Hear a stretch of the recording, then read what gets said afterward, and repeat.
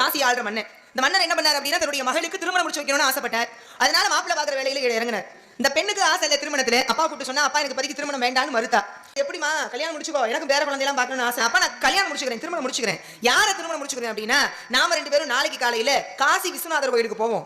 காலையில ஒரு 4 மணிக்கு மேல. இந்த 4 மணி அந்த நேரத்துல எவர் ஒருவர் அங்கே ஓடக்கூடிய கங்கை நதியிலே இறங்கி நெற்றிலே திருநீர் அணிந்து கொண்டு சிவசிவா சிவசிவான்னு சிவநாமம் சொல்லிக்கிட்டு இருக்காங்களோ அவங்கள தான் கட்டிக்கிறேங்கிறா. 2 பேரும் பேசிக்கிறாங்கல்ல.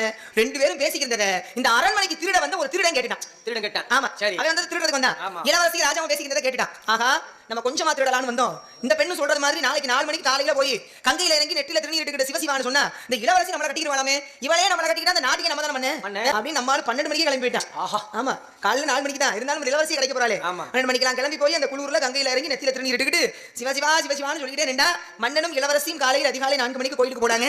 போய் பார்த்தா இந்த திருடன் உள்ள இறங்கி சிவசிவான்னு சொல்லிட்டு இருந்தா. மன்னனுக்கு மகிழ்ச்சி. ஆஹா, நம்ம மகளுக்கு மாப்பிள்ளை கிடைச்சிட்டான்.